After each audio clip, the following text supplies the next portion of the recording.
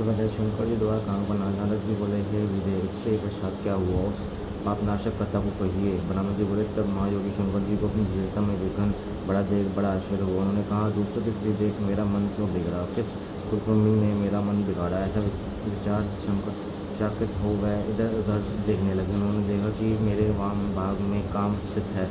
इससे परमात्मा गिरीश को बड़ा क्रोध आया। फिर उन्होंने देखा कि कामदेव प्रत्यक्ष भी धनुष बाण चढ़ाए अंतरिक्ष में स्थित है। वह शंकर जी पर अपने अमोघ्य अर्घ्य अरशत्र छोड़ रहा है, परंतु शिव जी की क्रोध से शांत हो गया है। शांत होते ही उन्हें देख महादेव कामदेव डर गया और जब मृत्युजन को सामने देखे तो और भी कांपने लगा। वह इंद्रावती देवताओं का सम्मान करने लगा। इंद्रावती आकर महादेव जी को नमस्कार कर उनकी स्तुति करने लगे। उसी समय महादेव जी के तीसरे नेत्र से जो क्रोधाग्नि टूटी तो वह आकाश में उड़कर पृथ्वी पर गिर पड़ी, जिससे चारों ओर ज्वाला फैल गई और तब तक वह भस्म कर दिया गया। काम के मर जाने पर देवता रोने लगे। पार्वती जी का शरीर भय से क्षिप्त हो गया। वह चित्त में खेदित हुई सिक्कियों सहित अपने घर चली आई।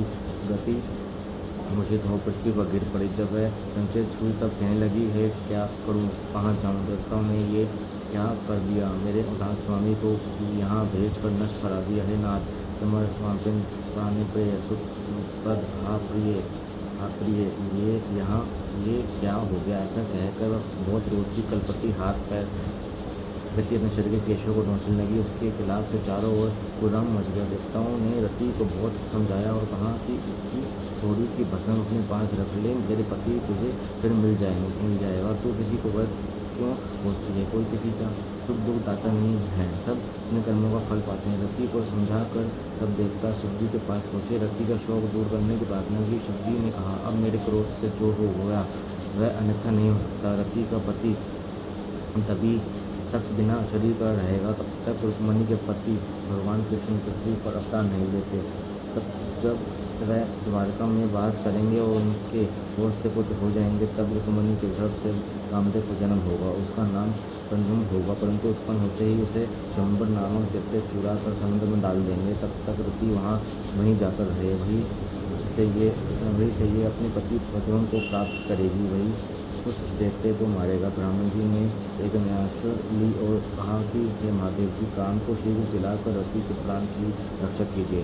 शंकर जी ने कहा, अच्छा तो अब मैं प्रसन्न हूँ। इस अवधि के भीतर भी मैं काम को जला सकता हूँ। वह मेरा गण बन कर वहाँ नित्य से विहार भी करता रहेगा। अब तुम लोग अपने लोक को जाओ। देवताओं से ऐसा कहते हुए शिव जी अनाधान हो गए। रति शंबर दैत्य के नगर को चली गई। देवता भी अपने लोक को गए। अतिशय महापुराण देखते पार्वती का 19वां अध्याय समाप्त।